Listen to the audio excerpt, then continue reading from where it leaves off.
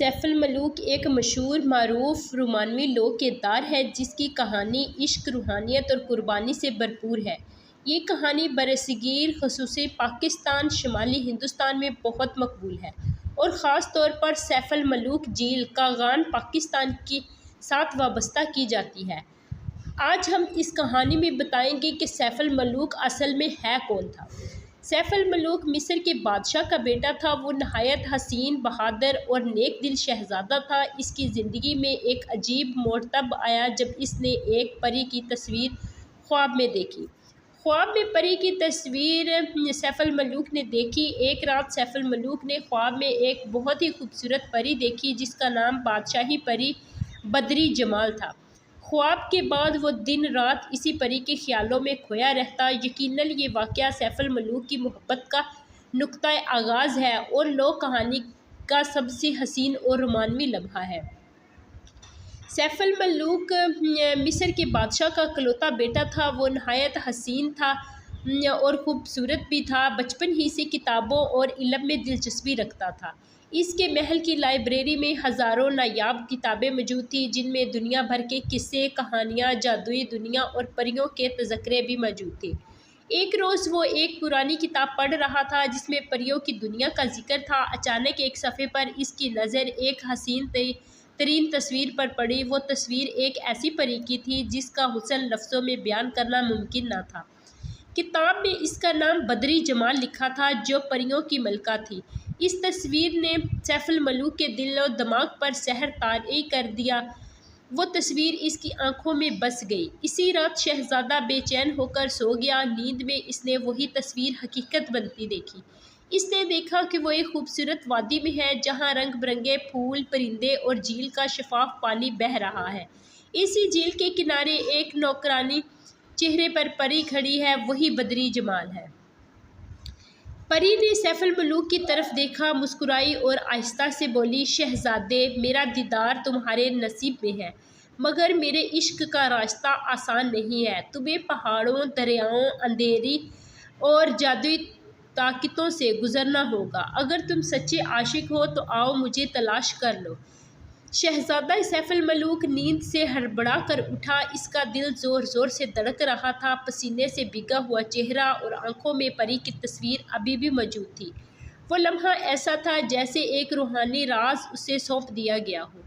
इसी दिन से वो खुद को बदलता गया और महल की शानो शौकत, ख़जानों, तख्तो ताज और आरामदा ज़िंदगी से बेजार हो गया। इसके दिल में सिर्फ एक ही ख्वाहिश थी, मैं इस परी को देखना चाहता हूँ, मैं उसे हासिल करना चाहता हूँ। ये ख्वाब सिर्फ एक रात का नहीं था बल्कि सैफुल मलूक के लिए मुकद्दर का रास्ता बन गया। यही ख्वाब इसके इश्क की शुरुआत भी थी, यही ख्वाब इसकी तलाश का आगाज़ भी, और यही ख्वाब उसे ले गया दूर पहाड़ों और झीलों की वादियों में जहाँ वो हकीकी मोहब्बत, आजमाइश और रूहानियत के राज पा सके। सैफुल मलूक ने दरबारी जमाल को तलाश करने के लिए अपने महल, दौलत और आराम छोड़ दिया। वो पहाड़ों, वादियों और सहराओं में उसे ढूंढता रहा।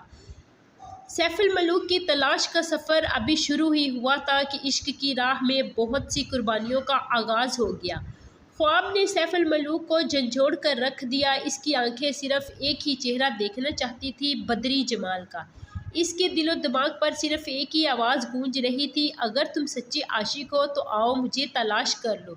सुबह होते ही शहज़ादा बहुत बेचैन था। महल की ज़िंदगी, खरदाम, नौकर, सोने के कमरे, अब सब बेमैनी लगने लगा। इसने अपने वालिद बादशाह से कहा, अब्बा हजूर, मैं अपनी ज़िंदगी की असल मंजिल की तलाश में निकलना चाहता हूँ। एक ख्वाब ने मेरे दिल को जला दी है, अब मेरा दिल दुनिया की आसाइशों में नहीं लगता। बाप ने समझाने की बहुत कोशिश की, लेकिन जब देखा कि शहज़ादा इश्क के रास्ते पर निकलने के लिए बेकरार है तो मजबूरन इजाज़त देनी पड़ी। सैफुल मलूक ने अपना सब कुछ छोड़ दिया, सिर्फ एक झोली, एक आसा, चंद सोने के सिक्के और परी की तस्वीर वाला वो पुराना कागज़ साथ रखा। इसने आम दरवेशों की तरह लिबास पहना और आशिकों के रास्ते पर रवाना हो गया। वो मिस्र से निकलकर शाम, ईरान, खरस्तान, बलख, बुखारा और काबिल से होता हुआ बाला आखिर हिमालय के दामन में पहुंचा। वो हर दरवेश, हर सूफ़ी, हर बुज़ुर्ग से एक ही सवाल करता, क्या आपने किसी नूरानी चेहरे वाली परी बद्री जमाल का नाम सुना है? कभी जवाब मिलता, ये आशिक का इम्तिहान है शहज़ादे। कभी कोई कहता, इश्क की राह में जिस्म थकता है मगर रूह रोशन रहती है। रास्ते में कई घटन मराहल भी आए। शदीद सर्दी में बर्फ़बारी का सामना भी करना पड़ा। भूख प्यास के दिन चोरों ने इसका सामान छीना। बाज़-औक़ात बुज़ुर्गों की आजमाइश से भी गुजरना पड़ा, जैसे कई दिन रोज़ा रखना, खामोशी इख्तियार करना या तन्हाई में ज़िक्र करना। लेकिन शहज़ादा किसी भी लम्हे मायूस ना हुआ। वो कहता, मैं अपने इश्क की रोशनी में जी रहा हूँ, बद्री जमाल ही मेरी मंजिल है। आखिरकार एक बुज़ुर्ग सूफ़ी ने उसे बताया, ए शहज़ादे, तेरी परी इस दुनिया की नहीं, वो परियों की दुनिया से है और वो अक्सर हिमालय के एक बुलंदोबाला पहाड़ी मुकाम पर आती है। वहाँ एक झील है जहाँ चांदनी रातों में परियां नहाती हैं। इसी झील का नाम सैफुल मलूक है। ये सुनकर सैफुल मलूक की आंखें चमक उठी। इसने अपना रुख इस सिमत कर लिया और अपने इश्क की आखिरी मंजिल की तरफ रवाना हो गया। जब सैफुल मलूक झील के किनारे पहुंचा, तब कहानी एक और रूहानी मोड़ लेती है। अब आप सैफुल मलूक और बद्री जमाल की पहली मुलाकात किस तरह होती है। शहज़ादा सैफुल मलूक हज़ारों मील सफ़र तय करने के बाद आजमाइशों से गुजर कर आखिरकार हिमालय की बुलंद वादी में वाक़या एक हसीन झील के किनारे पहुंचा। ये वही झील थी जिसका जिक्र उसने बुज़ुर्ग से किया था। वो झील जहाँ नूरानी रातों में परियां नहाती थी। ये झील दुनिया से अलग एक खामोश वादी थी। नीले पानी में चांद का अक्स झलक रहा था। इर्द गिर्द बर्फीले पहाड़ खड़े थे। हवा में अजब महक और खामोशी थी। सैफुल मलूक ने महसूस किया जैसे कोई मारवाई दुनिया करीब है। वो झील के किनारे एक चट्टान के पीछे छुप कर बैठ गया। रात आहिस्ता आहिस्ता गुजरने लगी। आधी रात को फ़ज़ा में चांद की एक चमक सी हुई और अचानक 7 हसीन परियां आसमान से उतरती दिखाई दी। वो सब झील के किनारे आकर नहाने लगी, हंसती, खेलती और बातें करने लगी। इनमें से एक परी सबसे अलग और सबसे हसीन थी। चेहरा चांद से भी ज़्यादा रोशन, लिबास नूर में लिपटा हुआ, बाल रात की स्याही जैसे। इसकी मौजूदगी से झील जगमगा उठी। ये वही थी बद्री जमाल, शहज़ादे के ख्वाबों की मलका, इसकी मोहब्बत की वजह। सैफुल मलूक की सांसें रुक गई, इसकी आंखें नम हो गई। वो खामोश बैठा सिर्फ बद्री जमाल को देखता रहा। बद्री जमाल ने अचानक एक अजीब सी कशिश महसूस की। वो झील से निकलकर इधर उधर देखने लगी, जैसे कोई पुकार रहा हो, जैसे कोई इसके बहुत ज़्यादा करीब हो। सैफुल मलूक जादू से बेखबर नहीं था। वो जानता था कि अगर वो अचानक सामने आया तो परियां खौफजदा होकर उड़ जाएंगी। ऐ मेरे रब, अगर मेरा इश्क सच्चा है तो वो खुद मेरी तरफ मुतवज्जो हो। इसी लम्हे बद्री जमाल की नज़रें इस पर पड़ी। पहले तो वो हैरान हुई, फिर एक अजीब सा सुकून इसके चेहरे पर आ गया। वो सैफुल मलूक की आंखों में देखती रही, कुछ लम्हा बगैर कुछ कहे और बगैर कुछ सुने। फिर बाकी परियों ने बद्री जमाल को कहा, वक्त ख़त्म हो गया है, हमें वापस जाना है। बद्री जमाल ने एक आखिरी नज़र शहज़ादे पर डाली और गायब हो गई। सैफुल मलूक दोबारा तन्हा रह गया, लेकिन अब इसकी मोहब्बत ने शक्ल इख्तियार कर ली थी। अब वो जानता था कि बद्री जमाल हकीकत है। वो उसे भी महसूस कर गई और अब सिर्फ वसल बाकी है। इसके बाद कहानी में जादू, बादशाह, परियां, कैद, कुर्बानियाँ और रूहानी रहनुमाई आती है। बद्री जमाल को इंसानों से इश्क की सज़ा दी जाती है। सैफुल मलूक को जादुई ताकतों से लड़ना पड़ता है। जब बद्री जमाल पहली बार सैफुल मलूक को देखकर वापस गई तो वो भी बहुत दिल हार चुकी थी। परियों की दुनिया में इंसानों से मोहब्बत करना मना था और ऐसा करने वाली परी को सख्त सज़ा दी जाती थी। बद्री जमाल की हालत ख़राब होने लगी। वो परियों की बादशाही में उदास, खामोश और गमगीन रहने लगी। इसके हुस्न की चमक कम होने लगी और दिल इंसान सैफुल मलूक की याद में जलता रहा। आखिरकार बादशाह परिया को पता चल गया कि इसने बद्री जमाल को तलब किया और कहा, तुमने परियों का कानून तोड़ा, एक फ़ानी इंसान दिल लगाया, तुम्हें इसकी सज़ा भुगतना पड़ेगी। बद्री जमाल को जादू के ज़रिए एक कैद में डाल दिया गया, एक बुलंद पहाड़ की गार में, जिसे 1000 जादुई पहरेदारों ने घेर रखा था। वो कैद तन्हा, तारीख और सर्द थी। इधर सैफुल मलूक को बदरी जमाल की जुदाई ने तोड़ कर रख दिया। वो दिन रात झील के किनारे बैठा, बदरी जमाल कहाँ हो तुम, मुझे क्यों छोड़ गई। एक रात एक रोशन चेहरे वाले बुजुर्ग ने ख्वाब में आकर कहा, ए सच्ची आशिक, तुम्हारी परी कैद में है, इसका वसाल मुमकिन है, मगर तुम्हें अपनी रूहानी ताकत को जगाना होगा और 7 आजमाइशों से गुजरना होगा। 3 दिन बगैर खाए पिए, बर्फ़ पर इबादत, सांपों से भरी वादी से गुजरना, खुद को अना से पाक करना, जादुई आईने से अपना वसल चेहरा धोना, धोखाबाज परियों के फ़रेब नज़री को पहचानना, अंधेरी पहाड़ को पहाड़ चोटी पर अकेले जाना, सच्चाई और झूठ के दरमियान फ़र्क करना। सैफुल मलूक ने हर आजमाइश सब्र, ईमान और इश्क से पार की। जब वो आखिरी पहाड़ पर पहुंचा और गार के दरवाजे पर आया, जादुई फौजियों ने उसे रोकने की कोशिश की, मगर इसका इश्क एक नूरानी रोशनी में बदल गया। सैफुल मलूक ने जैसे ही बदरी जमाल का नाम लिया, गार का दरवाज़ा खुद ब खुद खुल गया। बदरी जमाल गम से न डाल, मगर उसे देखकर रोशन हो गई। दोनों की आंखों में आंसू, खुशी और सुकून था। उन्होंने एक दूसरे के हाथ थामे और पहली बार मुकम्मल तौर पर मिले। इसी लम्हे आसमान से एक रोशनी उतरी और एक आवाज़ आई, जब इश्क सच्चा हो तो वह कानून भी बदल देता है और जादू भी झुक जाता है और दुनिया भी। कहानी का अख्ताम हम देखते हैं। कहा जाता है कि सैफुल मलूक और बदरी जमाल ने दुनियावी ज़िंदगी को छोड़कर रूहानी मुकाम इख्तियार कर लिया।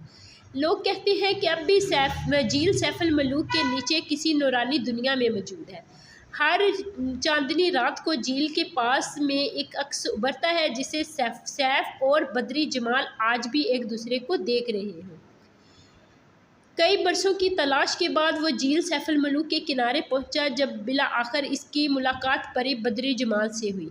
इनके दरमियान मोहब्बत तो हो गई, लेकिन परियों के बादशाह और दूसरी जादुई क़ुव्वतों ने इस इश्क को रोकने की बहुत कोशिश की।